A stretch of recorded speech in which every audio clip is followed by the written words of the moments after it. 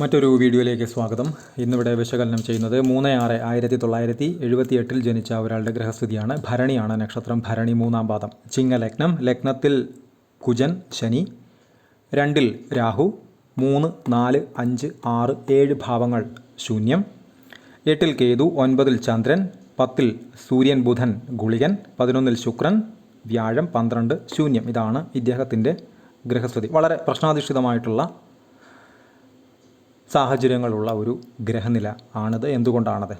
പ്രധാനമായും ഇവിടെ ശ്രദ്ധിച്ചാൽ മനസ്സിലാക്കാൻ പറ്റുന്ന ഒരു കാര്യമെന്ന് പറയുന്നത്, പ്രബല ഗ്രഹങ്ങൾ എല്ലാം തന്നെ രാഹുവിനും കേതുവിനും ഉള്ളിലായിട്ടാണ് നിൽക്കുന്നത്. കാളസർപ്പയോഗം അങ്ങനെ ഉള്ളപ്പോൾ പൊതുവേ അതിന് ചില ചിട്ടകളുണ്ട്. എല്ലാ കാളസർപ്പയോഗമുള്ള ആളുകളും ബുദ്ധിമുട്ടിലൂടെ തന്നെ കഴിയേണ്ടി വരും എന്ന ഒരു അർത്ഥമൊന്നും കാളസർപ്പയോഗത്തിന് പൊതുവേ ഇല്ല എന്ന് മനസ്സിലാക്കുക. പക്ഷേ കാളസർപ്പയോഗം പോലെയുള്ള നെഗറ്റീവായിട്ടുള്ള യോഗങ്ങളുള്ള ആളുകൾക്ക് അത് അനുഭവത്തിൽ വരുന്നതിന് ചിലപ്പോൾ ചില സമയക്രമങ്ങൾ ഉണ്ടാകും. അത് പറയാം. ഉപരി ഇദ്ദേഹം ചിങ്ങ ലഗ്നം, ലഗ്നാധിപനായിട്ടുള്ള ഗ്രഹം ലഗ്നാൽ 10-ൽ തൊഴിൽ സ്ഥാനത്ത് ബുധനോടൊത്ത് ഗുളികനോടൊത്ത് നിൽക്കുന്നു. സൂര്യൻ നല്ലതല്ല. ഗുളികനോടൊത്ത് ലഗ്നാധിപൻ നിൽക്കുന്നത് വളരെ ശ്രദ്ധിക്കേണ്ടുന്ന ഒരു കാര്യം തന്നെയാണ്. തൊഴിൽ സംബന്ധമായിട്ടുള്ള, വ്യക്തി സംബന്ധമായിട്ടുള്ള അനിശ്ചിതത്വങ്ങൾ, ബുദ്ധിമുട്ടുകൾ, അസ്വസ്ഥതകൾ പോലെയുള്ള അനുഭവങ്ങൾക്ക് സാധ്യത വളരെ കൂടുതലാണ്. അതേപോലെ തന്നെ ലഗ്നത്തിൽ കുജൻ, ശനി, കുജമന്ദയോഗം അഥവാ അഗ്നിമാരുത യോഗം, തീയും കാറ്റും ലഗ്നത്തിൽ തന്നെ നിൽക്കുന്നു. അവിടേക്ക് എരുതിയിൽ എണ്ണയൊഴിക്കുന്ന രാഹുവിൻ്റെ 12ാമത്തെ ദൃഷ്ടി. ഇത്തരം ആളുകൾ ഒരു കാരണവശാലും തർക്ക സാധ്യതകൾ ഉള്ള മേഖലകളിൽ, കയ്യാങ്കളി നടക്കാൻ സാധ്യതയുള്ള മേഖലകളിൽ പോയി പെടാതിരിക്കുക എന്നത് ആദ്യത്തെ ഒരു മുന്നൊരുക്കം ആണ്. പെട്ടെന്ന് പ്രകോപിതരാകാനോ, പ്രകോപിതരായാൽ അല്പം ബ്രൂട്ടലായി തന്നെ കാര്യങ്ങളെ കൈകാര്യം ചെയ്യുന്നതിന് തക്ക ശേഷി, ത്രാണി, ചിന്ത ഒക്കെ ഉള്ള ആളുകൾ ആണ് ഇവർ. പെട്ടെന്ന് ദേഷ്യം വരും. അതുപോലെ തന്നെ ഫാസ്റ്റായിട്ട് റെസ്പോണ്ട് ചെയ്യുകയും ചെയ്യും. ചിന്തകൾക്ക് അതീതമായി, ചിന്തിക്കാൻ സമയം എടുക്കുന്നതിനേക്കാൾ വേഗത്തിൽ പ്രവർത്തനം അവിടെ നടന്നിരിക്കും. അതുകൊണ്ട് അത്തരം കാര്യങ്ങളിൽ നിന്ന് വിട്ടു നിൽക്കാൻ ലൈഫ് ലോങ് ഏത് വലിയ നല്ല മഹാദശ നടക്കുമ്പോഴും ഈ ഒരു ക്രമം പാലിച്ചു തന്നെ വേണം ഇത്തരക്കാർ മുന്നോട്ട് പോകാനായിട്ട്. അതുപോലെ തന്നെയാണ് ഇദ്ദേഹത്തിൻ്റെ ജോലി സംബന്ധമായിട്ടുള്ള കാര്യങ്ങളിൽ. ബിസിനസ്സാണ് ഇദ്ദേഹം ചെയ്യുന്നത്. അത്യാവശ്യം നല്ല രീതിയിൽ തന്നെ മുൻപ് പോയിരുന്ന ഒരു മേഖല കൂടിയാണിത്. പക്ഷേ രാഹു ദശയുടെ വരവോട് കൂടി 2010 മാർച്ച് 15 ശേഷം ഇങ്ങോട്ട് ഇദ്ദേഹത്തിൻ്റെ കരിയർ ഗ്രാഫ് പൊതുവെ വളരെ താഴോട്ട് തന്നെയായിരുന്നു. അതിനനുസരിച്ച് മനസ്സ് അസ്വസ്ഥമാകാനുള്ള സാധ്യതയും വളരെ കൂടുതലായിരുന്നു. അതങ്ങനെ തന്നെയാണ്. കാരണം സ്വസ്ഥത എന്ന് പറയുന്നത് ഇദ്ദേഹത്തിനില്ല എന്ന് അറിയാൻ കഴിഞ്ഞു. ചന്ദ്രൻ മനസ്സിൻ്റെയും മാതാവിൻ്റെയും ഒക്കെ കാരകൻ ഗുളികൻ്റെ 12ാമത്തെ ദൃഷ്ടിയിൽ നിൽക്കുന്നു. വളരെ ശ്രദ്ധിക്കേണ്ടുന്ന ഒരു കാര്യം തന്നെയാണ്. മനസ്സ് ഇൻവെസ്റ്റ് ചെയ്ത് ചെയ്യുന്ന എല്ലാ കാര്യങ്ങളിലും ഒരു പ്രത്യേക ശ്രദ്ധ ചെലുത്തി തന്നെ വേണം, കൊടുത്തു തന്നെ വേണം മുന്നോട്ട് പോകാനായിട്ട്. അതല്ലാത്ത പക്ഷം ബുദ്ധിമുട്ടുകൾക്ക് സാധ്യത വളരെ കൂടുതലാണ്.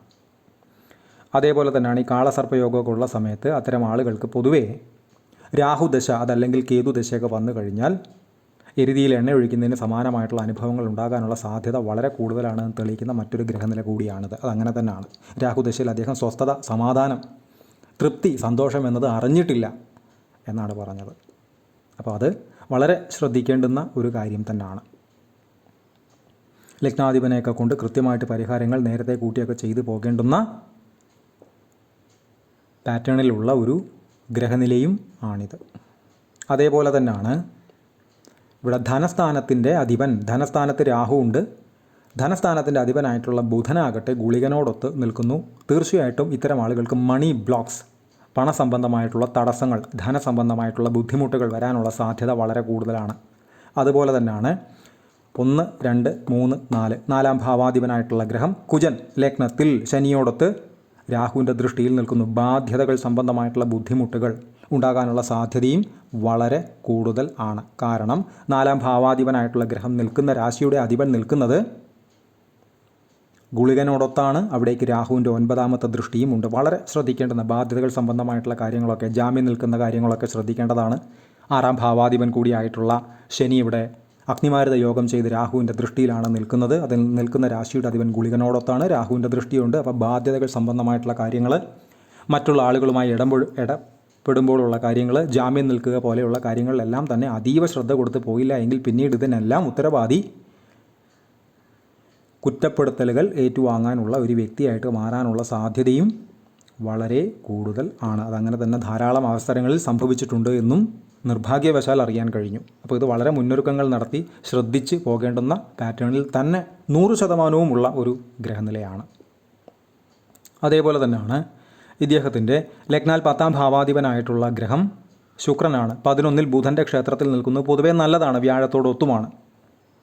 പക്ഷേ അവിടേക്കും ഗുളികൻ്റെ ദൃഷ്ടി വന്നിട്ടുണ്ട്. അതുപോലെ തന്നെ ലഗ്നാൽ 10ലേക്ക് ഗുളികൻ നിൽക്കുന്നിടത്തേക്ക്, രാഹു ദൃഷ്ടി ചെയ്യുന്നിടത്തേക്ക് ലഗ്നത്തിൽ കുജനോടൊത്ത് രാഹുവിൻ്റെ 12ാം ദൃഷ്ടിയിൽ നിൽക്കുന്ന ശനിയുടെ 10ാമത്തെ ദൃഷ്ടിയും വന്നു.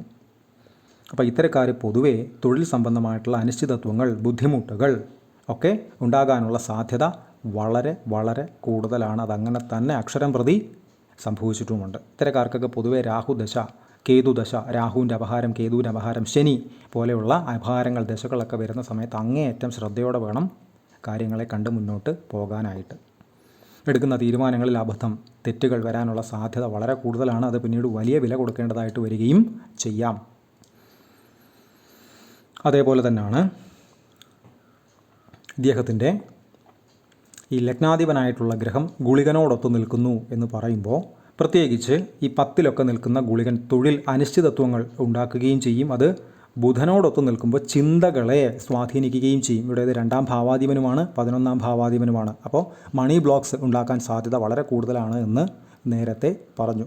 ധാരാളം പണം വരികയോ വന്നാലോ 12ാം ഭാവാധിപൻ ചന്ദ്രൻ ഗുളികൻ്റെ ദൃഷ്ടിയിലാണ്. വന്നാൽ തന്നെയും അതേതെങ്കിലും രീതിയിൽ ചിലവായി തന്നെ പോകുന്ന, കയ്യിലൊന്നും ഇരിക്കാത്ത അവസ്ഥയും ഇദ്ദേഹം നിലവിൽ നേരിടുന്നുണ്ട്. അപ്പോൾ ഇത് എല്ലാ രീതിയിലും വളരെ ശ്രദ്ധിക്കേണ്ടുന്ന ഒരു കാര്യം തന്നെയാണ്. മാത്രവുമല്ല ലഗ്നാൽ 7ാം ഭാവാധിപനായിട്ടുള്ള ഗ്രഹം ശനി ആണ്. അത് കുജനോടൊത്ത് രാഹുവിൻ്റെ ദൃഷ്ടിയിൽ നിൽക്കുമ്പോൾ ആ നിൽക്കുന്ന രാശിയുടെ അധിപൻ ഗുളികനോടൊത്തുമാണ്. ശനിയുടെ ദൃഷ്ടി അവിടേക്കുണ്ട്. വിവാഹം ഇദ്ദേഹത്തിന് ഇതുവരെ നടന്നിട്ടില്ല എന്നും അറിയാൻ കഴിഞ്ഞു. വിവാഹം നേരത്തെ നടന്നിരുന്നുവെങ്കിൽ തന്നെ വളരെ ശ്രദ്ധയോടെയും സൂക്ഷ്മതയോടെയും ജാഗ്രതയോടെയും മാത്രമേ വിവാഹ ജീവിതം ഇദ്ദേഹത്തെ സംബന്ധിച്ച് മുന്നോട്ട് കൊണ്ടുപോകാൻ പറ്റുക ഉണ്ടായിരുന്നുള്ളൂ. കാരണം 7ാം ഭാവാധിപൻ കുജനോടൊത്ത് അഗ്നിമാരുത യോഗം ഡയറക്റ്റ്ലി ചെയ്ത് നിന്ന് കഴിഞ്ഞാൽ, രാഹുവിൻ്റെ ദൃഷ്ടിയുമൊക്കെ വന്നു കഴിഞ്ഞാൽ അത്തരം ഗ്രഹനില ഉള്ള ആളുകൾ വിവാഹ സംബന്ധമായിട്ടുള്ള കാര്യങ്ങളൊക്കെ അങ്ങേയറ്റം ശ്രദ്ധിച്ചേ മുന്നോട്ട് കൊണ്ടുപോകാൻ പറ്റുകയുള്ളൂ. ശനി മന്ദൻ പതുക്കെ സഞ്ചരിക്കുന്ന ഗ്രഹം, അത് രാഹുവിൻ്റെയൊക്കെ ദൃഷ്ടിയിൽ നിൽക്കുമ്പോൾ ഇരട്ടി പവറാണ്. അപ്പോൾ ആ ഭാവത്തെ കൊണ്ടുള്ള ഗുണം തന്നെ വേണ്ട എന്ന് പറയുന്ന ഒരവസ്ഥ കൂടെ അഭിമുഖീകരിക്കേണ്ടതായിട്ട് വരാം. അത് വന്നു. അപ്പോൾ ഇത്തരം കാര്യങ്ങളെല്ലാം തന്നെ ശ്രദ്ധിക്കേണ്ടുന്ന ഒരു ഗ്രഹനില കൂടി ആണിത്. പക്ഷേ 2028 മാർച്ച് 15 ശേഷം കാര്യങ്ങൾ അല്പം എന്ന് വെച്ചാൽ മരുഭൂമിയിൽ പെയ്യുന്ന ഒരു മഴ പോലെ അനുകൂലമായിട്ട് വരാനുള്ള സാധ്യതയും കൃത്യമായിട്ട് പരിഹാരങ്ങളൊക്കെ ചെയ്തു പോയി കഴിഞ്ഞാൽ വളരെ കൂടുതലാണ്. കാരണം വ്യാഴദശയിലേക്കാണ് വരുന്നത്. 11ലാണ് വ്യാഴം നിൽക്കുന്നത്. 10ാം ഭാവാധിപനോടൊത്താണ്. ശുക്രൻ വ്യാഴം വലിയ നല്ല ബന്ധമല്ല, എന്നിരുന്നാൽ തന്നെ മാരകത്വമുള്ള ബന്ധങ്ങളൊന്നും ഇല്ല. അതുകൊണ്ട് തന്നെ സാധ്യതകൾ, മുന്നോട്ട് പോകുന്നതിന് വേണ്ടിയിട്ടുള്ള സാധ്യതകൾ നമ്മൾ കൂടെ കൃത്യമായിട്ട് പരിഹാരങ്ങൾ ചെയ്ത് ചിന്തിക്കേണ്ടുന്ന രീതിയിൽ ചിന്തിച്ച് പ്രവർത്തിച്ചാൽ അതിനുള്ള വഴികൾ തെളിയുകയും അതുവഴി മാറ്റങ്ങൾ പോസിറ്റീവായിട്ടുണ്ടാകാനുള്ള സാധ്യതയും വളരെ കൂടുതലാണ് എന്ന് തിരിച്ചറിയുക. ഭരണിയാണ് ഇദ്ദേഹത്തിൻ്റെ നക്ഷത്രം.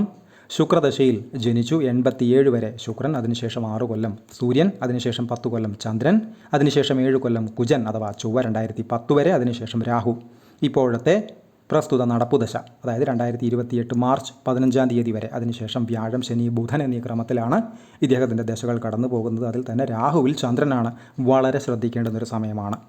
2025 ഓഗസ്റ്റ് 26 തൊട്ട് 2027 ഫെബ്രുവരി 25 വരെ ചെയ്യുന്ന എല്ലാ പ്രവർത്തനങ്ങളും, അതിൽ തന്നെ മൈൻഡ് ഇൻവെസ്റ്റ് ചെയ്ത്, മനസ്സ് ഇൻവെസ്റ്റ് ചെയ്ത് പ്രവർത്തിക്കുന്ന എല്ലാ കാര്യങ്ങളിലും ഒരു ശ്രദ്ധ അങ്ങേയറ്റം അത്യാവശ്യമാണ് എന്ന് തിരിച്ചറിയുക.